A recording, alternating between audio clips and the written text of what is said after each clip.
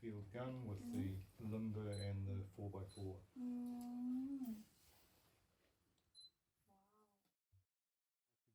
Then back in New Zealand, and then he will head to Korea later. So now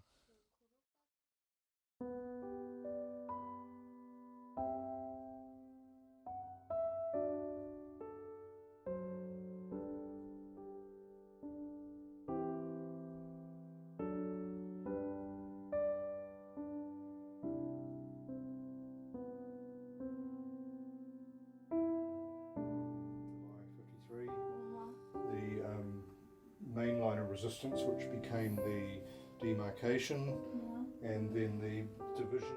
And in time, that comes ahead of the Korean Commonwealth Medal. So this is the Commonwealth Korea Medal, followed by the United Nations.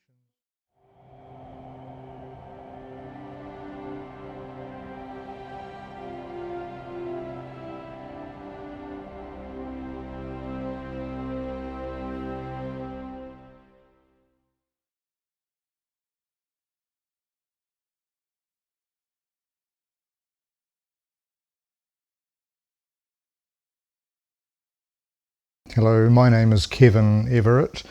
So my father, Les Everett, was a Korean War veteran. He went to Korea in 1952 and departed Korea in 1954. Les Everett, and I've shown some photos, but this is a colorized image of Les at the 38th parallel. Tell us more about the civilian employment that he experienced. Because in the 1930s in New Zealand, we had come through an economic depression, and my father had a not so pleasant upbringing. My father's mother, who would be my grandmother, she actually died when my father was 7 years old. And so my father and my grandfather, who I've never met, Dad and his father lived in a boarding house in Wellington, and my father would go to school and he would come home from school and find that his favourite toys were missing. Well, I believe that my grandfather sold my father's toys to buy alcohol because he was addicted to alcohol. Because they could not sell the produce because people did not have money, and they would rather destroy the product than give it to people.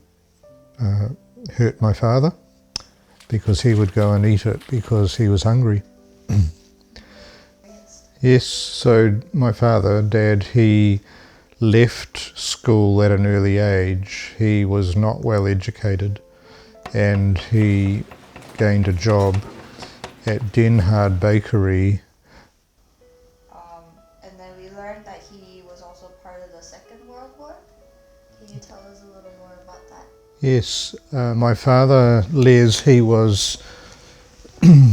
he served since 1940 with the New Zealand Army, and then in 1943 he switched to the Royal New Zealand Air Force because at the time New Zealand had been under threat of invasion by Japan, and the Air Force was being they were recruiting in a large way, and in April 1943 Les shifted to the Air Force, did more training with the Air Force, and then was deployed into the Pacific Theatre.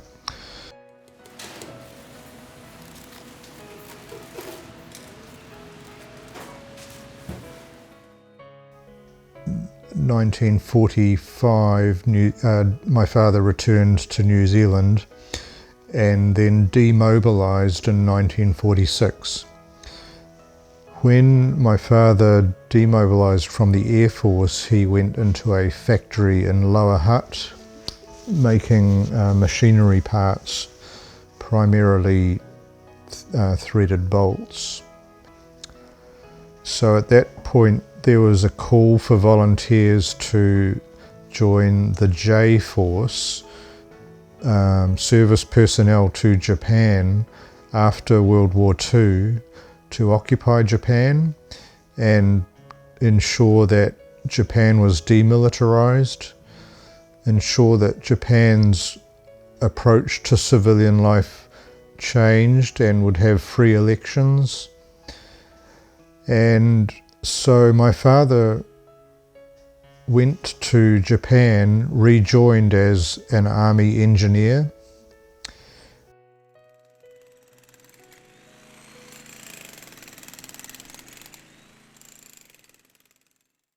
So in 1947 my father would have returned to New Zealand and demobilised from army engineers, and at that stage he went and worked in a hospital at Lower Hutt Hospital. Yes, so in about 1948 my father changed jobs and came to Auckland and worked at what is called Cornwall Hospital. The Korean War broke out and my father volunteered to go to Korea.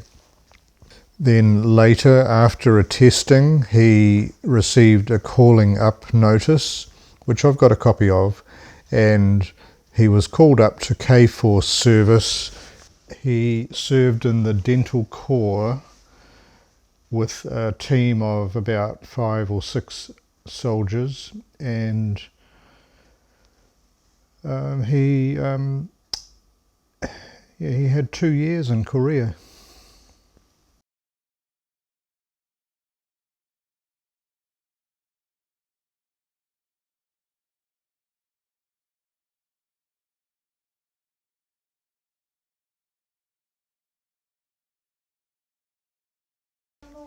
He had internal bleeding from some kind of an ulcer, a peptic ulcer, I think.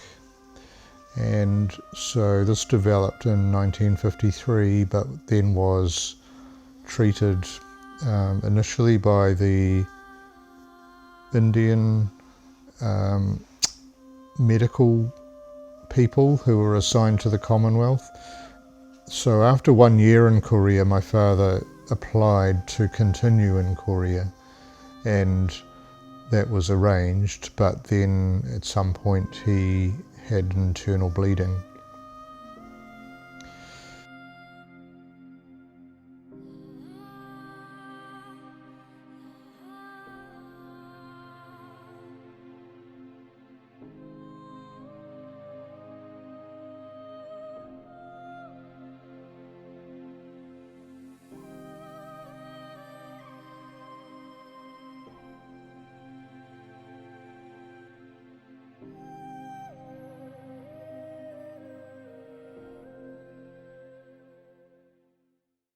My father found military service and life more attractive than the rather poor living that he had with his father. He had a guaranteed wage, and he had a guaranteed meal and a bed to sleep in. Generally, after soldiers have trained and they have been mobilised together, they kind of form bonds and they feel comfortable in their environment. Also, when soldiers have had active service, they tend to find it difficult to settle back into normal civilian life. Alan Cull told me he feels that my father would have found it difficult to settle back into normal life. So I feel that my father was discontent with his early life. He found a new life in military service and rather liked it. He never really spoke badly about his military service.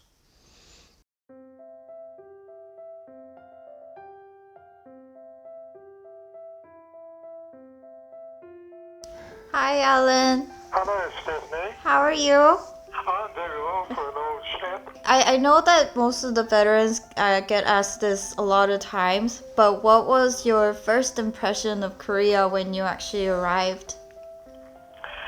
It was bloody cold. I've never felt it so cold before.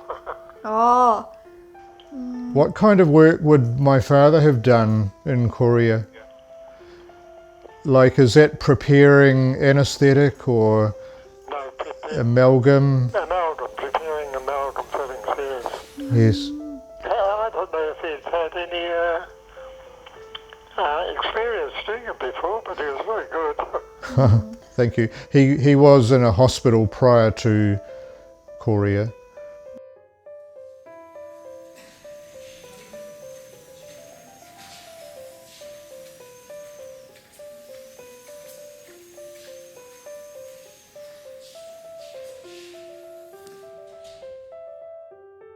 Okay.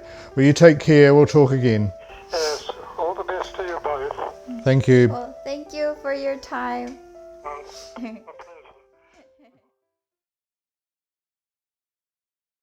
the library I showed you, they're here, but there's probably no time. But this is Bruce Matthews, New Zealand officer with Australian Army, using the Owen gun with the top-loading cartridge. So, after receiving my father's medals and researching the Korean War and considering what was my father doing in Korea, I looked online and found the Facebook group called K-Force New Zealand, and I was the very first person to join that group.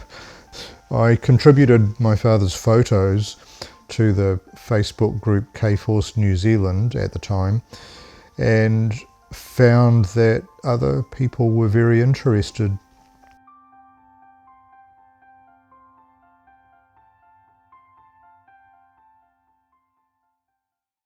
We met through the Facebook page that you run to maybe introduce the Facebook page and what kind of meaning it has for you. But what I found was a lot of people don't really know what their father did in particular, or what experiences they had in Korea. They don't know where their father served in Korea. And so over time I have been researching that area, research onto the K-Force page, now called K-Force Remembered. So the group has about 400 people. It includes military personnel serving in Korea today. It includes some veterans, not very many. It includes definitely many families of veterans. It also includes a number of Korean civilian people, and also just people that have military interest. A lot of people contribute their relatives' photos or experiences within K-Force and Korea, and that seems to be appreciated. It's helping other people understand the service that their father gave in Korea. You mentioned that you're a proud owner of 2 Hyundai cars. Oh, we had a Hyundai Elantra, but that has now been sold. You were in a Hyundai i30 today. But I think my father would have been quite proud to think that his family had a Hyundai car or 2. I think he would have enjoyed driving it if he was still here, but if he was here today he would be 99 years old. He would not be driving.